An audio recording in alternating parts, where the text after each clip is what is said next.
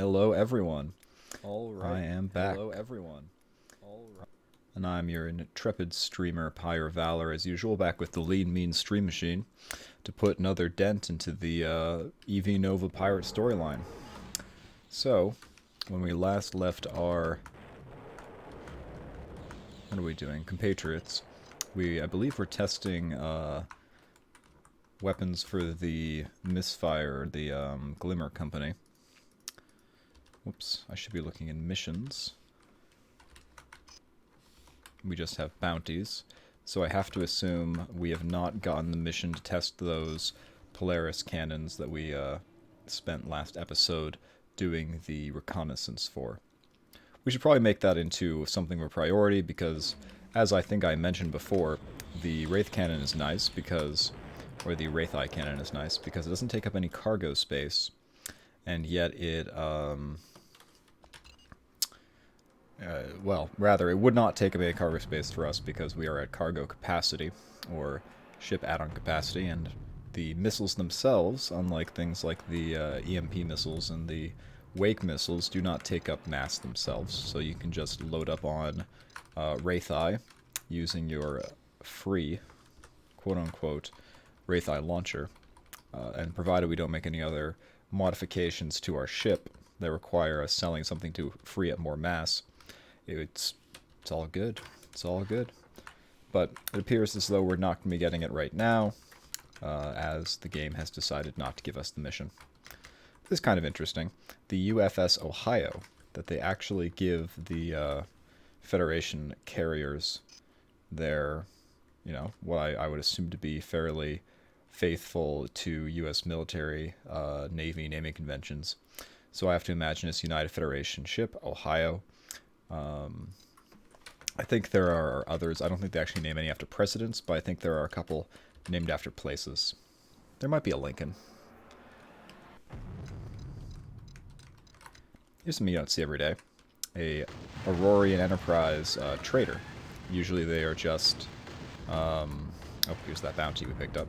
Usually they're just Aurorans that have the Aurorian Enterprise. And the traders default to like a Pegasus or something.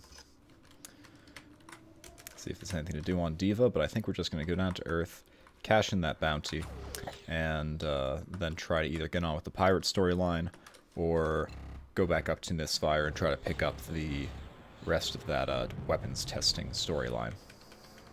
Or side mission, I should say. Yeah, there doesn't seem to be a whole lot going on in the Sol system either. Alrighty. So we get our credits for our bounty. We don't get that Sigma Shipyard's final mission, which is a little bit of a shame because getting Hypergate access would be very nice indeed. But if it's not to be, it's not to be. We don't need the mount refitting because, as I've mentioned a couple times now, the story weapons they're free. Gets tacked onto you. No extra cargo space required. All right, so we're gonna go check the brim shot system one more time, I think. And then we'll go down to Tichel and continue on with the pirate storyline. And I believe we last left it that we had just gotten our basically inheritance from our late father's pirate empire. And they're like, don't spend it all in one place. But we already have a couple million credits, so 500,000 or so is nice, but it's not going to seriously impact our ship upgrades. Yep, it doesn't seem like it's going to happen right now.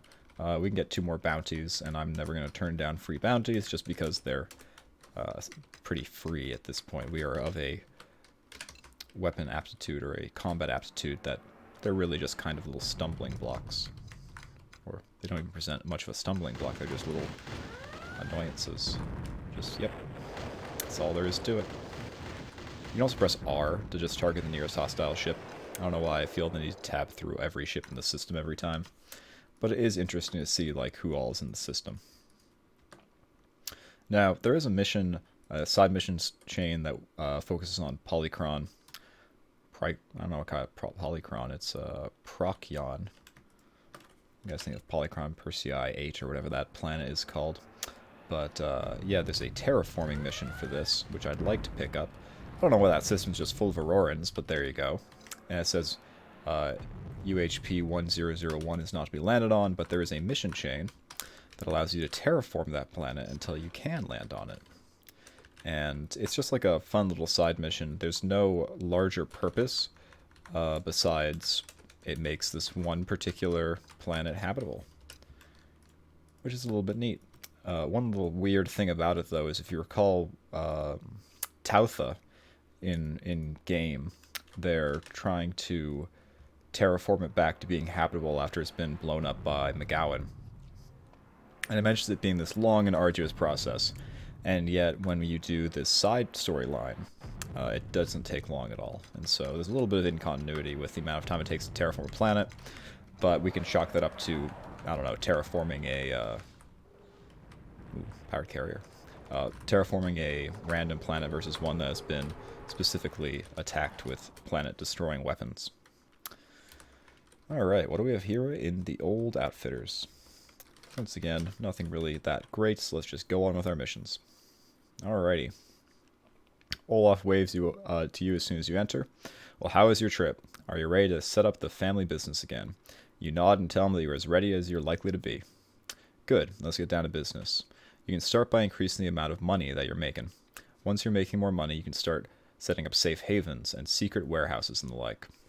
Now, in the old days, this was pretty hard, but now that the rebels have been around for a while, we have a pretty good place to start. What happens now is you go to the meeting with the Rebel High Command. They will hopefully allow you to become one of their major shipment runners. So I had mentioned earlier there's a small set of missions that like a bunch of storylines end up doing and that they're just kind of repetitive and annoying.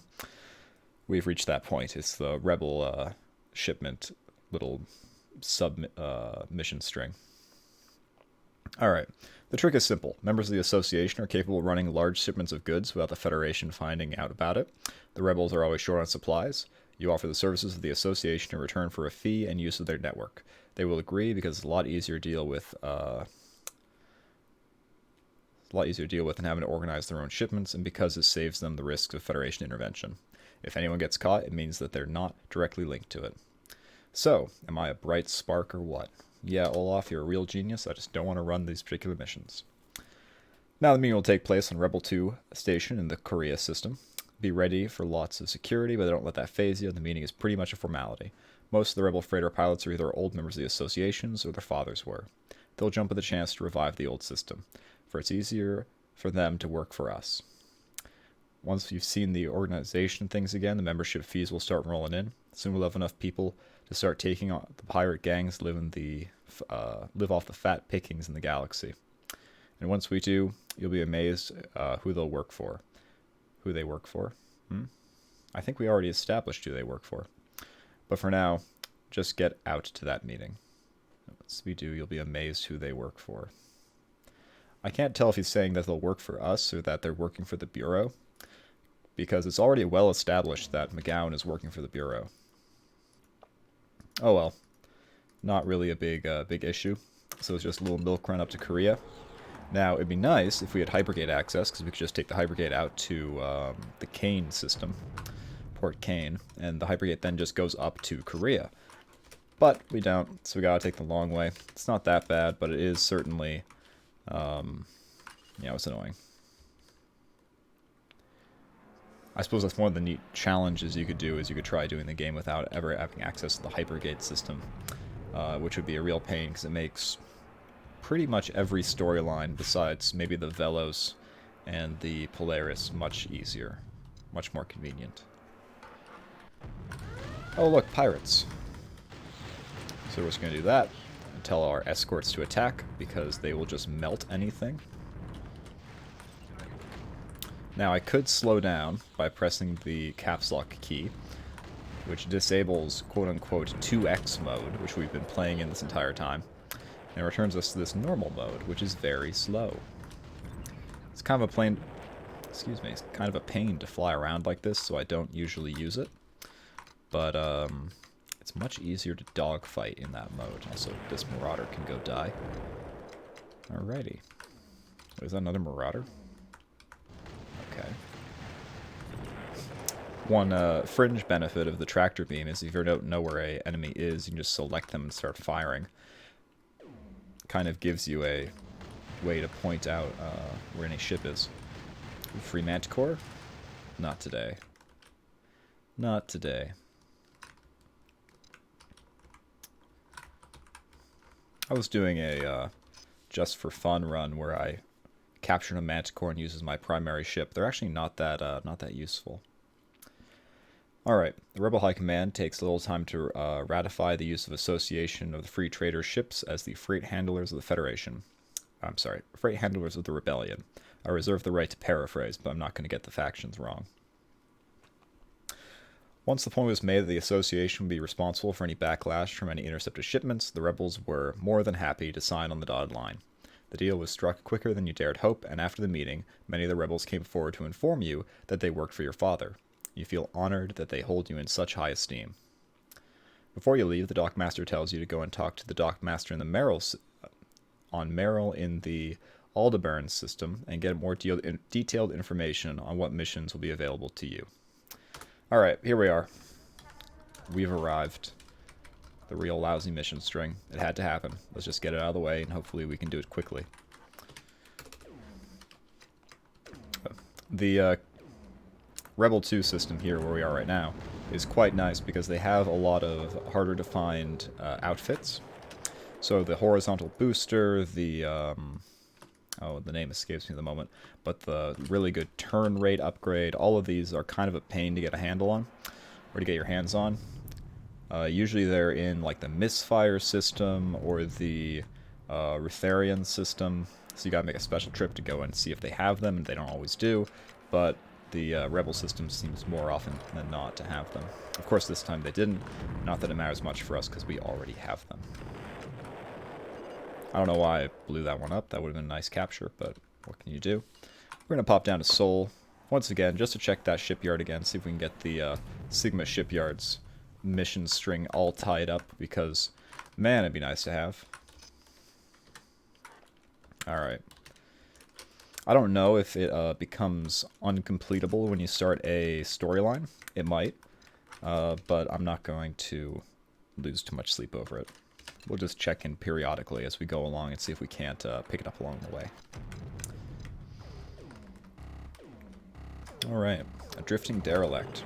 So this could either be a short mission where we ferry them to their destination, or a pirate ambush. It is the former. These little missions are kind of a good way to kickstart your early game, because they reward 50,000. Might be 75,000. I think it's 75,000, which, as we saw, is no small amount of money. Alrighty, so we landed here, and he said, "Alright, let's give it a shot." I'm sorry, I did skip through it. It's just old hat at this point, because again, you end up doing this particular mission string like 4 times if you play all the campaigns. So don't worry, you'll get to see it again. Alright, you ask the barmaid to point out the off-duty dockmaster, and she points out a stocky fellow enjoying a quiet drink. He looks up as your shadow falls across his table. "What can I do for you?" he asks politely. You explain your situation, saying that you were directed here to do something useful for the Federation. Oh, I'm going to do that every time, aren't I? For the Rebellion, that doesn't require you to have an enormous security clearance. He looks at you and runs his hand through his graying hair. "Oh, you must be the new privateer I've been hearing about." He muses thoughtfully for a moment before nodding. "Okay, here's the deal. The Bureau is trying to starve us out of the Federation, and people's belts are starting to look a little tighter." Well, there I should have said the Bureau's trying to starve us out of the Rebellion, right? Just do a complete swap. "You willing to become a freight courier?" "Yeah. Why would I ever say no?" Alright, we don't have enough, open cargo to accept the mission, so we actually have to go finish off our, dropping off these passengers, because they take up 2 tons. They are very rotund passengers. But hey, no big deal. Same deal as always there. Now, one thing that it could be is it could be that the Sigma Shipyard's mission requires more free cargo space than we actually have. But I believe that it actually modifies the amount you need based on the amount you have available. There are a couple missions that seem to be like that, and I think that is one of them. I could be wrong. I remember the last time I did it, it did require 15. But that could have just been I had a larger ship at the time. I think that was the time I was using a Manticore. Alright, the merchant captain thanks you profusely once more and pays you up. There you go, 75,000. credits and thanks before joining the rest of his crew and attempting to raise money for a new ship. Well, if you had kept just like a little bit of that, you could have gotten a shuttle. But boy, do I hate shuttles. Shuttles are just a pain to use. And look, shuttle. Look at this ship, this fine example of Sigma Shipyard's engineering. It's garbage.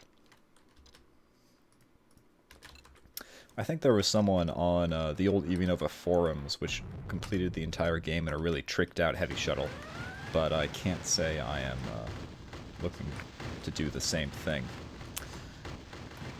There's a whole group of people who are interested in doing challenge runs of Evinova. At least there used to be. I don't know how prevalent it is anymore.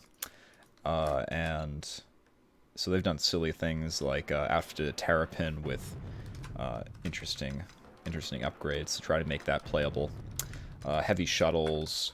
I think one of them did a Polaris run where they used essentially the fastest ship in the Polaris fleet with a bunch of really slow big ships with an aim to distract ships with the small ship while the big escorts could go in and attack them. It was very creative. Quanol, I think his name was. I think Quaanol. Still hear about him occasionally. I don't know if he's still playing the game, but I would guess probably. I'm not reading this again. It's the same thing. We don't have enough cargo space to accept the mission. Oh, well.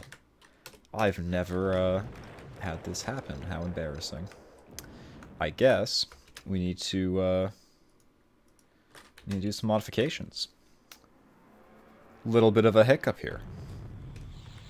Alright, so this is easily fixed. You can actually buy outfits which increase the amount of space on your ship.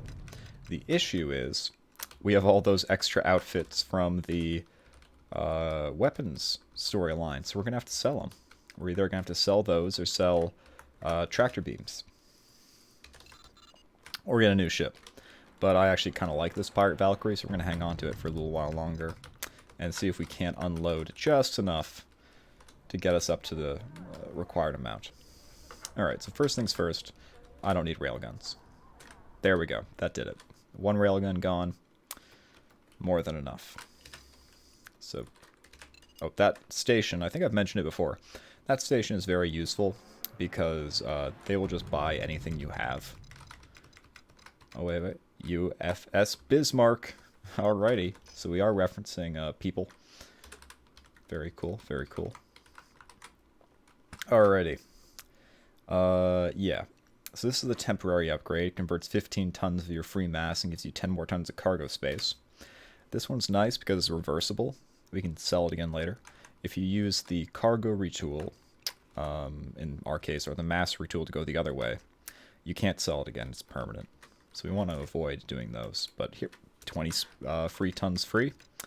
Free tons free. That should be more than ample for this mission. But see, if we needed a way to make the little rebel supply runs even worse, I guess we figured it out, I guess. It's even worse than I remembered. A little bit of a rebel fight going on. These are interesting. These are called dragons. The Rebel Dragon is this variant. It's actually a Polaris ship. And both the Polaris and Federation, both the Polaris and the Rebellion storylines deal with how they got a hand on that technology. Alright, I have a little bit of my coffee. Get ready to read this. Alright then, he says, squaring his shoulders.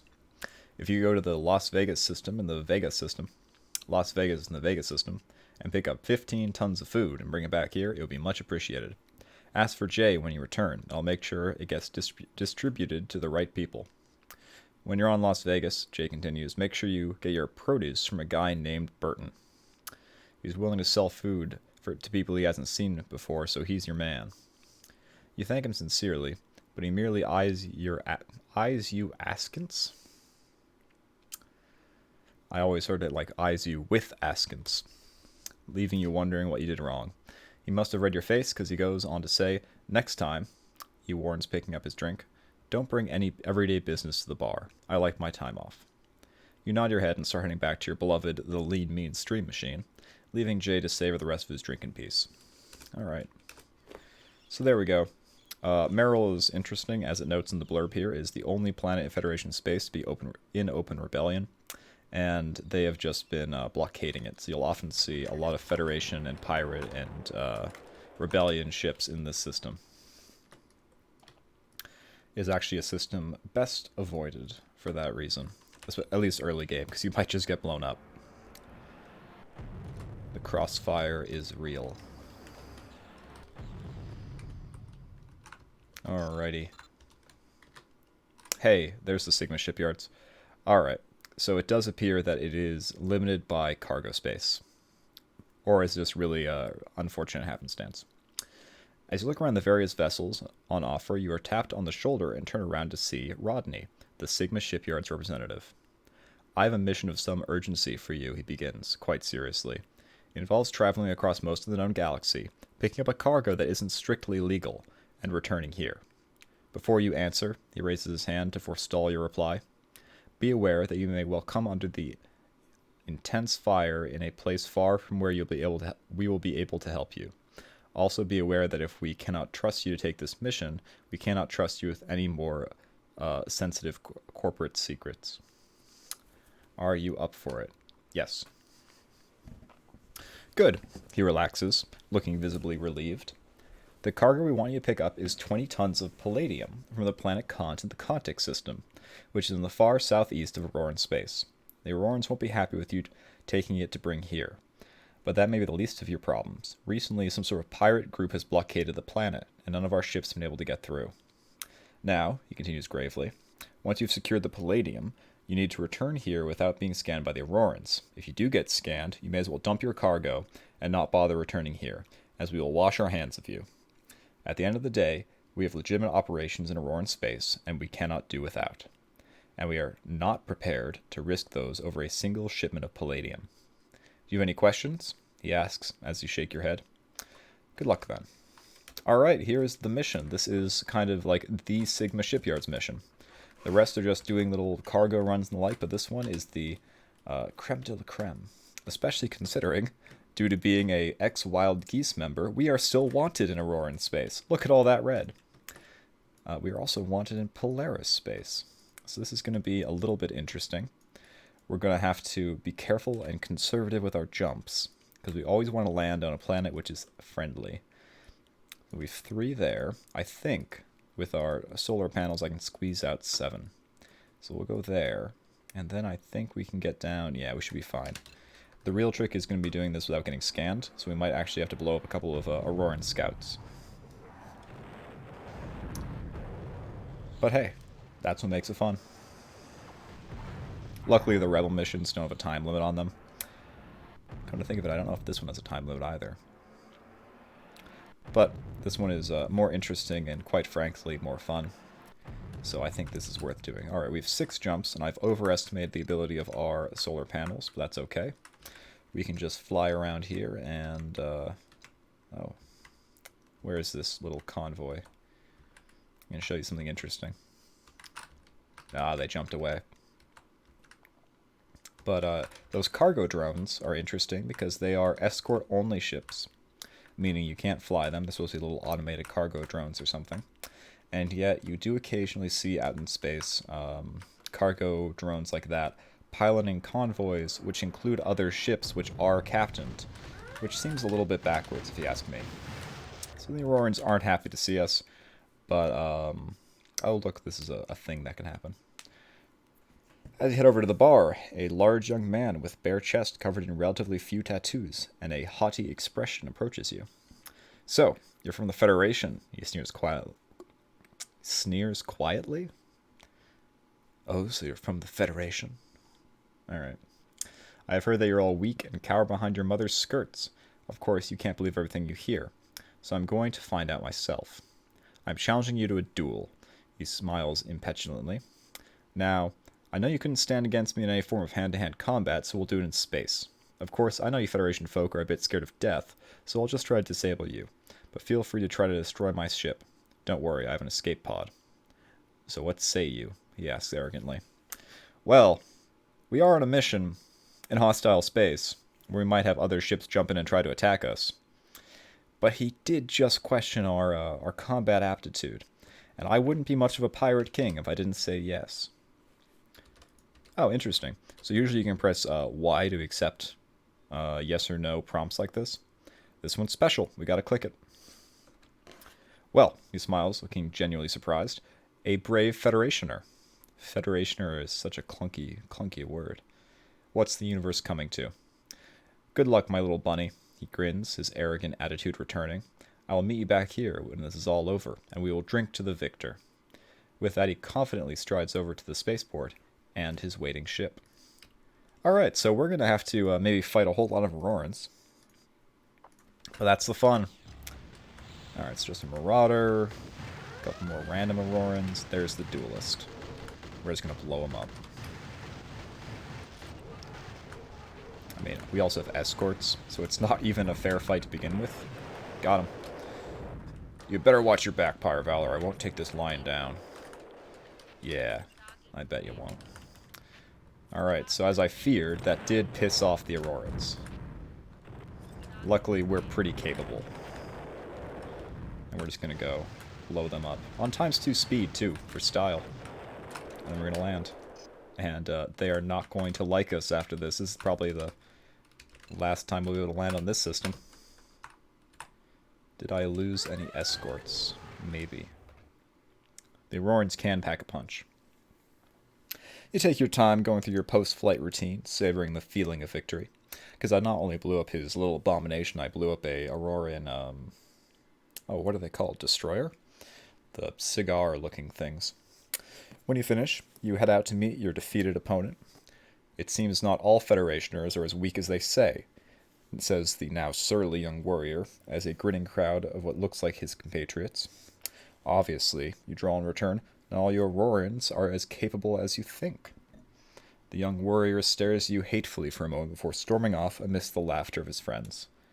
I don't even think you get any money for that. I think that's just like a pure bravado thing. But it is fun, so I often tend to do it. And it increases your combat rating, I think, but I think our combat rating is already pretty high. Worthy of note is pretty high. Unfortunately, it does seem like we've lost a couple ships, because I think we had a Starbridge, a pirate Starbridge. But I'm not going to lose any sleep over a destroyed pirate Starbridge, and we still have 3 non-destroyed pirate Valkyries backing us up. We're going to want to make a stop in Tekl, come on, as one often does when going through Auroran space. Have a little coffee. It is interesting how Tekl doesn't seem to mind us, but they're not allowing us on their planet. Instead, we get to just check out this beautiful vignette here. Beautiful. I'm not sure what these spires are supposed to resemble, but that's like their go-to, I don't know, on land, on planet structures. You know, to each their own, I guess.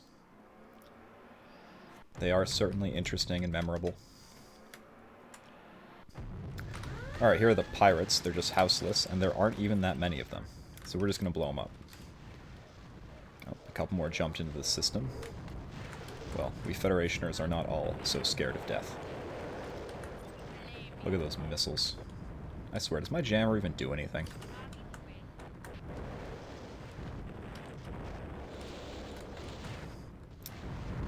But I don't imagine I'll lose this fight. Yep. There we go. And that's it for the pirates. That's what you get for messing with the Pirate Guildmaster. Oh, I didn't even notice. So, certain titles will convey a income. Our income is apparently 750 credits per day. Not nothing. It's not nothing. Alright. You land under heavy fire. No, I don't. And the workers are on the ground grimly tell you that they are capable of holding out against the pirates, as the pirates aren't prepared to bombard from orbit because they do not want to destroy the mining infrastructure that has been set up. But we are more than a match for them on the ground, the operation commander informs you grimly. The trouble is that they just sit in space, and every ship that takes off gets beaten to hell. So far, every ship has managed to land has been disabled and boarded as soon as they leave the atmosphere. Good luck out there. With a sigh, you head back to your beloved, the lean, mean stream machine. And this, my friends, will be the second and last time we set down on Kant. It is not used for any other mission in the game. So bid farewell to our lovely Kantic system. We won't be back. Do I detect a faint, like, purplish background here, or am I imagining things? Could be the glare. Kantic is just weird, man. Kantic is just weird.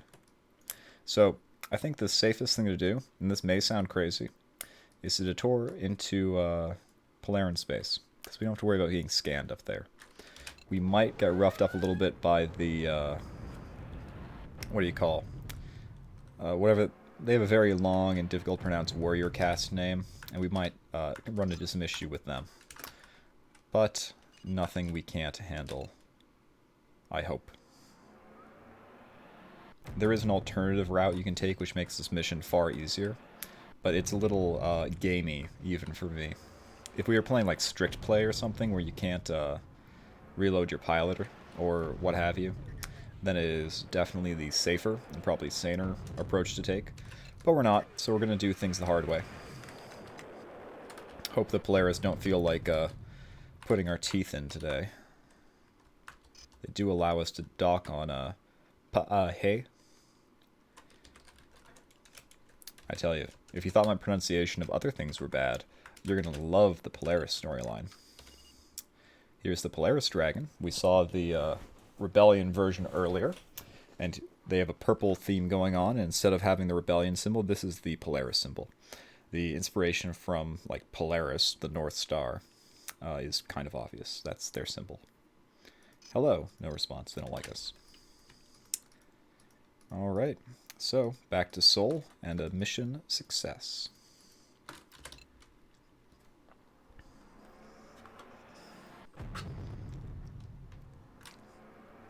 But that is the Sigma Shipyard's delivery. Or rather, I should say, delivering the main mission. And the reward, as you'll see, is well worth the effort. Hypergate access is not to be understated.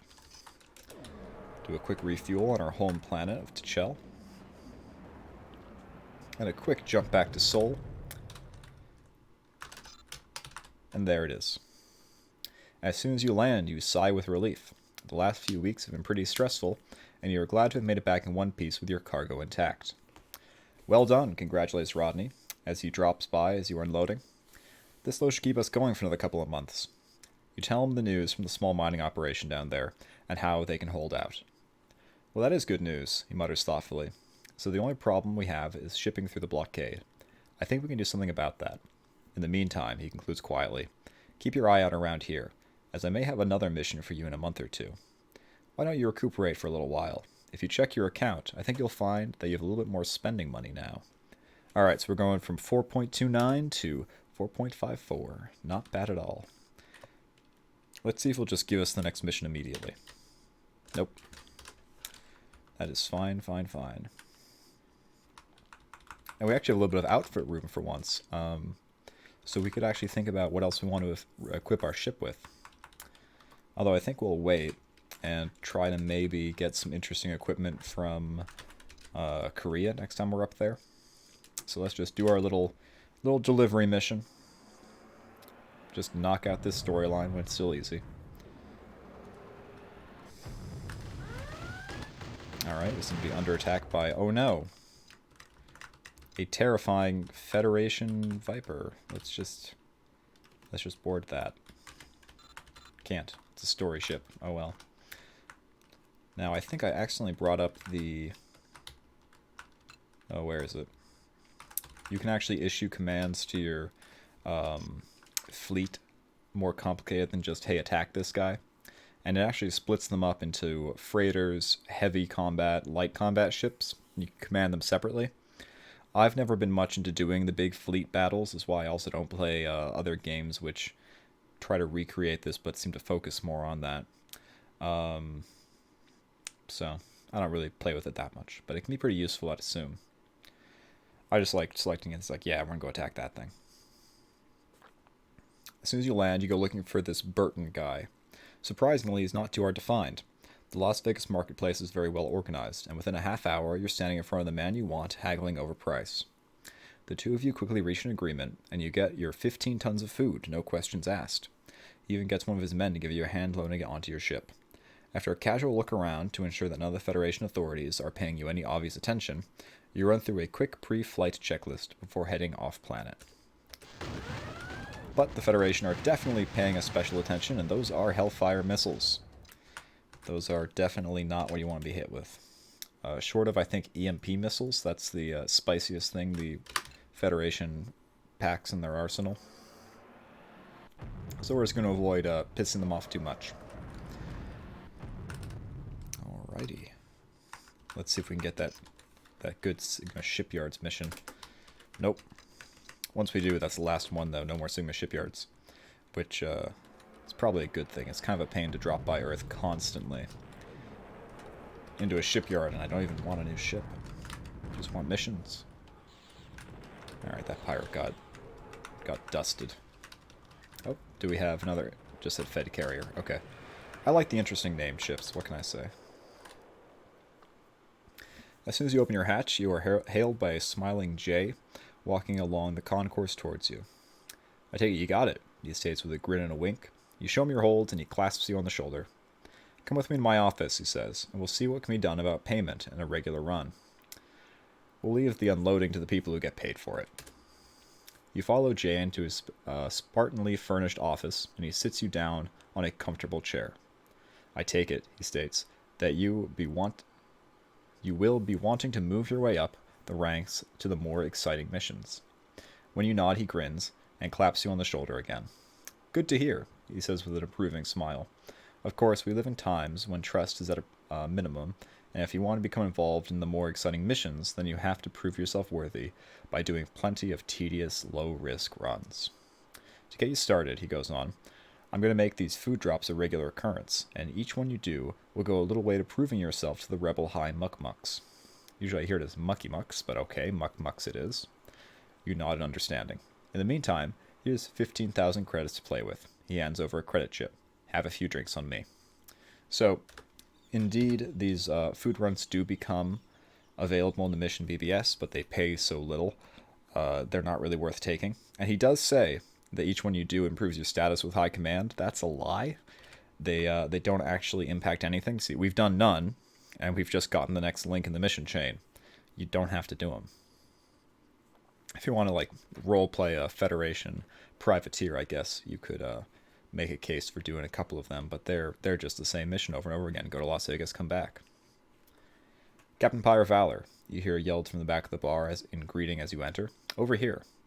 You turn towards the voice and see Jay the dockmaster sitting enjoying a drink. He kicks out a chair at his table and it indicates you should join him with a grin. I've been told to let you have access to a few more legwork missions, he begins smiling. But don't get carried away, he cautions. It's only a small step up from the food drops to equipment drops. What it does mean is that some of the head sheds have noticed you.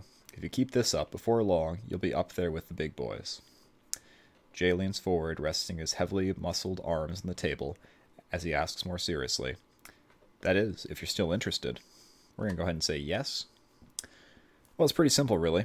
Jay continues expansively. No different than what you're doing now, except the Bureau now reckons that what you'll be smuggling is worse than what you were smuggling before. All we want you to do is go to Menin in the Leston system, he indicates with a casual wave of his arm, get 15 tons of equipment and bring it back here. Jay leans forward again. The man to go and see about this stuff, no questions asked, is a guy named Arpad. He knows his work and is very competent. He'll make sure you're looked after. Good luck, Captain Pyre Valor. Alright, that's the next link in the chain. Like I said, just another run. It's actually right here, so it's... Is that shorter than the other one? Yeah, the other one's 4, this one's 3. Great, you know? Great.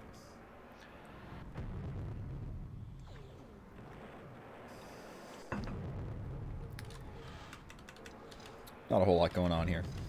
Oh, but that is going on right there. Let's get these guys taken care of. I don't even think it impacts your standing with the Federation when you do that, because they're a storyline. Alright, as soon as you land, you go looking for this RPAD guy. He's a lot harder to find than Burton was in Las Vegas, as the Menem marketplace is not nearly as well organized. However, just over half an hour of searching, you're standing in front of the man you want, haggling over the price. The two of you quickly reach an agreement, and you get your 15 tons of equipment, no questions asked. He even has a couple of his men give you a hand loading the stuff onto your ship. After a casual look around to ensure none of the Federation authorities are paying you any obvious attention, you run through a quick pre-flight checklist before heading off planet. Like, even the dialogue for these are roughly the same. Just not very interesting missions. Oh, look, a Fed Anaconda. He didn't last long. For some reason, the Federation obeys this weird, like, snake-based ship naming convention, at least for its lower-level ships. So you got the Viper, the Anaconda, and then they just, like, abandon it, which is a little bit weird. But hey, what can you do? Like, Fed Carrier is just called a Fed Carrier. Fed Destroyer is just the Fed Destroyer.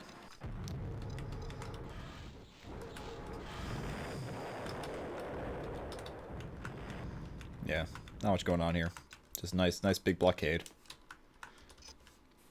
As soon as you open the hatch, you are hailed by a smiling Jay walking towards the concourse. Towards you, it's exactly the same. So why don't we just... There we go.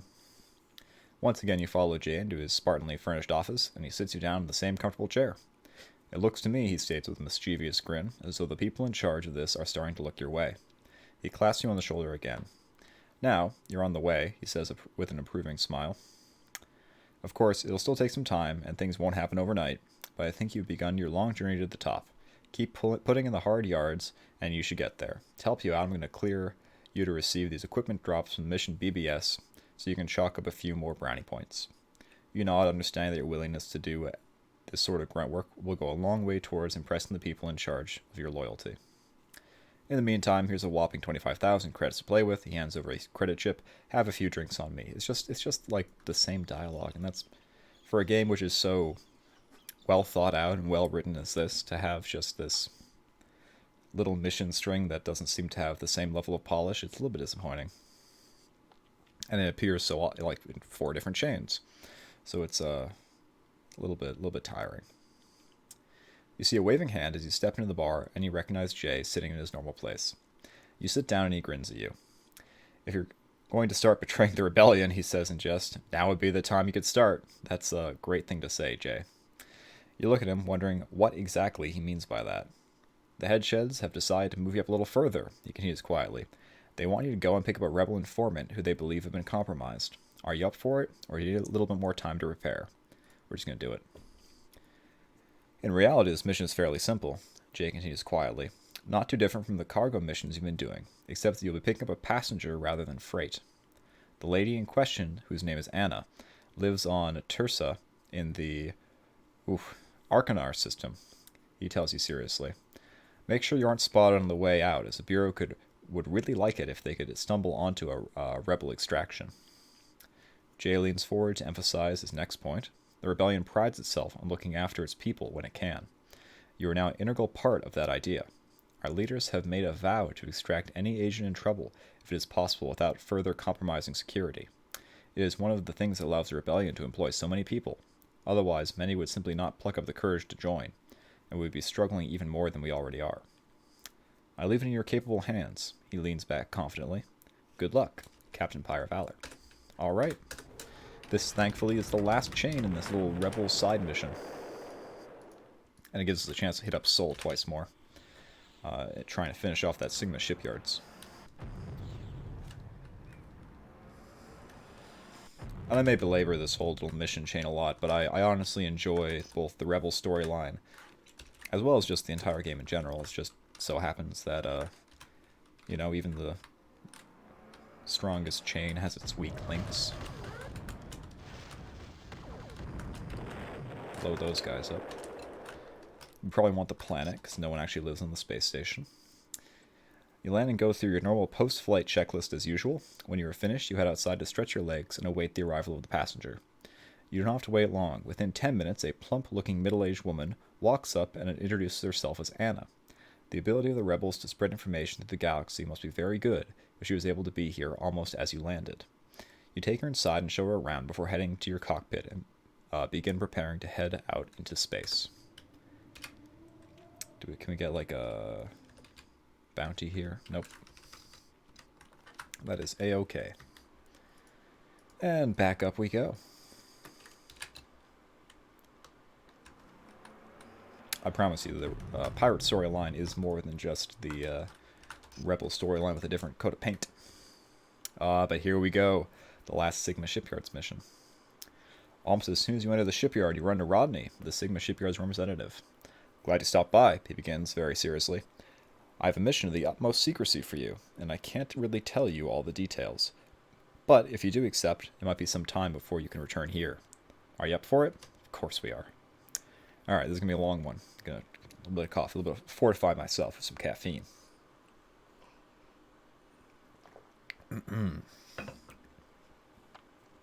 You may or may not be aware, he explains after nodding of your acceptance, that we have the capacity to use the old Hypergate network, the parts of it that still work, that is. He leans forward conspiratorially. We have remained in contact with our former CEO, Donald Chick. He informs you in a near whisper. And, as we rotate the codes, we pass them on to him. You raise your eyebrows in surprise. According to rumor, Donald Chick has become part of the rebellion against the Bureau. No wonder Sigma Shipyards wants to keep this a secret. We need you to take him the new codes, he continues quietly, passing you an encrypted message pod. He is currently located on Rebel 2 in the Korea system, north of Federation space. To help you on the way, we will upload them to your navigation computer, and you can update them anytime you check into a Federation mission BBS. This means that you too will have access to the Hypergate system. He pauses, as what he just said starts to sink in. While you're out there, avoid being scanned at all costs. He adds after a moment, as we will wash our hands of you. We cannot afford the Bureau to start investigating our business dealings too closely. Finally, he concludes quickly, when this is all over, you might want to lay low for a while. I'm sure the feds will be looking for you to explain your voyage into the galactic north. Good luck. Alrighty, here we go. Gonna afterburn our way from System Center, just to avoid getting scanned. And just gonna pop up to the Korea system. It's only 5 jumps, so we can actually make it on the fuel tank we have right now. So we're just gonna hold down that J key and let it go. And I believe when you're already in the process of doing the whole turn and jump thing, you can't actually be scanned. So, unless something really weird happens, I think we're good. Alright. As soon as you land, a group of soldiers surround your vessel and demand that you unload your cargo. You do so, taking great care not to provoke them in any way. When you bring out the message pod, they quickly whisk it away. We were just here for like another mission, and they were fine. You have our thanks, states the detachment commander. And please, do not be offended by the way we have conducted our business with you. By way of apology, we have transferred a fair sum of credits into your account. However, I'm sure you can appreciate our need for security. With that, he gives the signal to his troops around him, and they quickly withdraw, leaving you standing there wondering what just happened. Alright, so there we go. Hypergate access is ours. Nothing terribly interesting here. But, look at that. The rebels also have Wraith Eye. Very interesting. Oops, moving too fast. But here we go. The Hypergate system is ours to command. Wow. Really, it's just like an alternative map of the galaxy. So instead of using the determined hyperlanes, we can use the much nicer Hypergate access. And they don't take any fuel, and they happen instantaneously. You arrive on the next system on the same day. Over the course of your journey, you quickly learn that Anna is really only an informant. She only relays information regarding Federation and Bureau activities onto other members of her cell network. You are a little impressed by the way that rebels have set up their informants. If any one person is turned, they could only ever incriminate a maximum of 3 others. And even then, unless they acted within 2 days, they could not even do that. Anna thanks you for helping her. As she leaves, as you watch her walk away slowly, you realize that you never did find out the story behind her removal. But then you doubt that she would have told you anyway. She didn't seem like the blabbing type. You look over and see the muscular figure of Jay walking towards you. You did good out there, he states seriously. Come to my office. I have someone I want you to meet. Alright, Jay. You walk in and see a vaguely familiar figure with short hair and a military bearing. Allow me to introduce myself, the man says easily, reaching forward to shake your hand. My name is Cade Smart, retired general. You realize that you're talking to one of the founding members of the rebellion. You remember vaguely that General Cade Sundown Smart, as he was called, took command of the Federation's forces when the Aurorans had wiped out whole fleets of the Federation Navy, under the incompetent command of his predecessor. His brilliance kept the Federation alive, at a time when its destruction looked a virtual certainty. I want you to know that I've been following your career closely, General Smart continues, and I want to pass on my appreciation for what you're doing. We are truly grateful for your efforts. Jay tells me he's going to make similar missions available to you through the BBS, and I can think of none better for the job. We are looking forward to future involvements with you and your organization. Thank you, Captain Pyre Valor. So there we go. We've been thanked by the Rebel High Command, and we are almost done with the little Rebel side mission. Alright. You see a waving hand to you as you step into the bar, and you recognize Jay sitting in his normal place, because Jay spends entirely too much time in the bar, with a young, slightly overweight woman next to him. You sit down and he grins at you. The guys at HQ want you to move up another link in the chain, he says in earnest. It looks like you're on your way. He gives you a wink. Realistically, though, he continues sardonically, your next step isn't all that different from your last step. But I've never heard of a privateer ever being allowed to get access to the missions this highly classified. It's something of a tip of the hat. It's something of a tip of the hat to you that you are the first.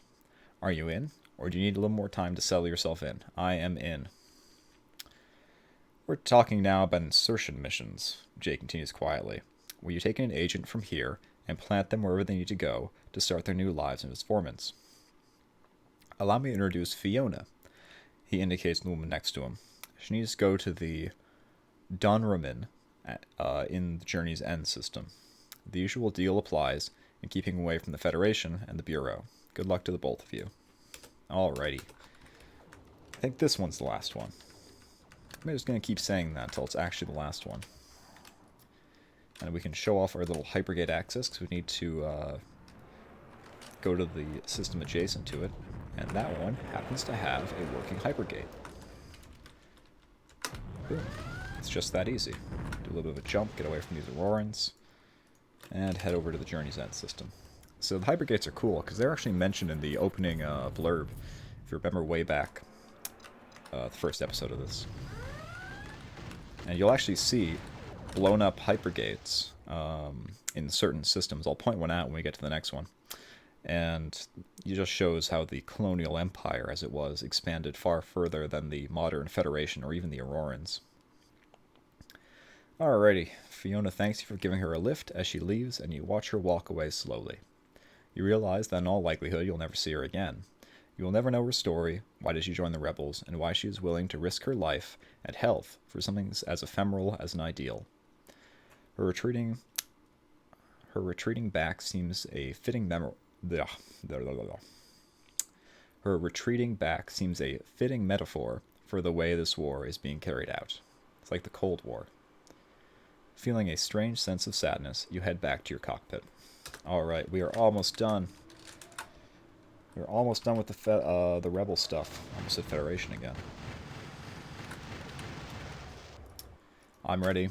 Apparently my mouth is ready to stop reading these long rebel diatribes. It's almost time.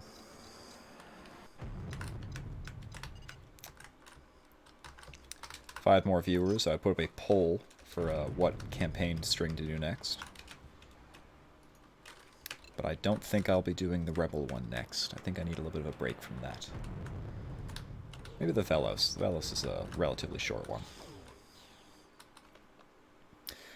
You look over to see the muscular figure of Jay walking towards you. All go well? He asks cheerfully. You nod, and he continues expansively. Let's go to my office. I have a credit chip with your name on it.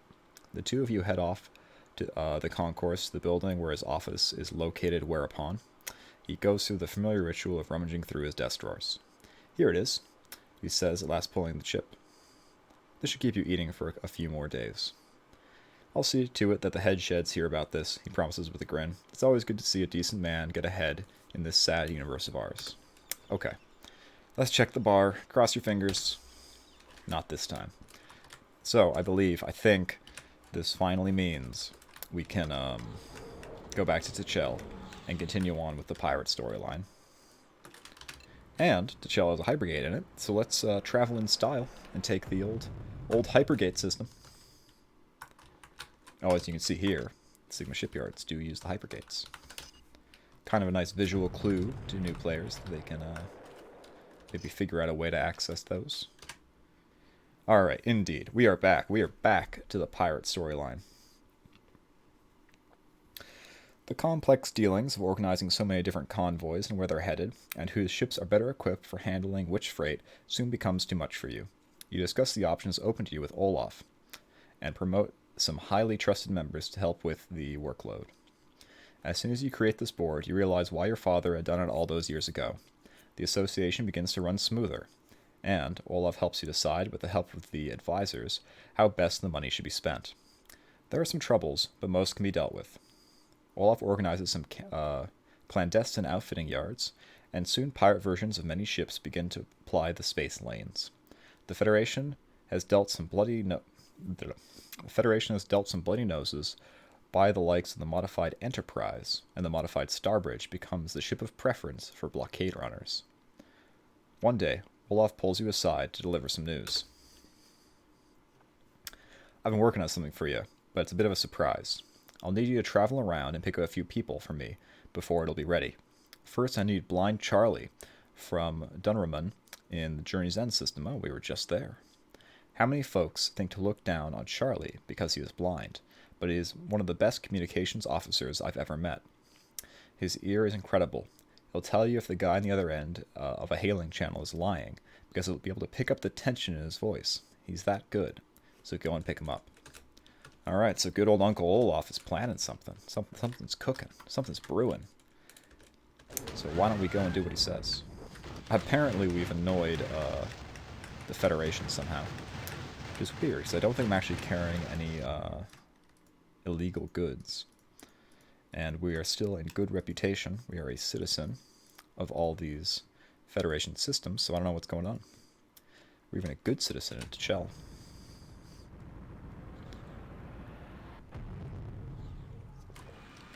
Oh, this must be a storyline thing.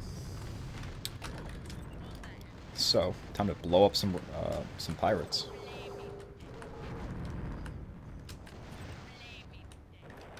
You can hear there's like little comm chatter coming in from our escort as they blow up ships. It's kind of cute.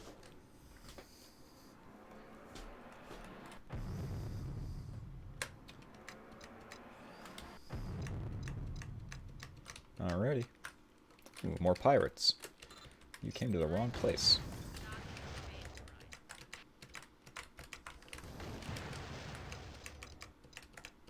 Alrighty. Let's touch down and get Charlie. Blind Charlie turns out to be quite easy to find. You find him working in a safe house for the association, making money off the others there by telling them what people in the next room are saying or doing. Another one of his favorite tricks is to get people to throw things in the air and let Charlie catch them. When you ask him how it's done, he smiles and tells you that he can hear them moving through the air and the sound of the air being pushed aside. It is all pretty amazing. You shake your head and start going through your pre-flight routine. So there's Charlie. There's Charlie. First of many. And this is kind of cool. Like, you don't often have missions in this game where it talks about like the inner workings of ships, like the various officers and pilots and all that jazz. So the pirate storyline just in general, I think, has a more personal feeling to it, because you're kind of doing missions for your Uncle Olaf. You actually have some spoken dialogue, which is kind of unusual. I don't know.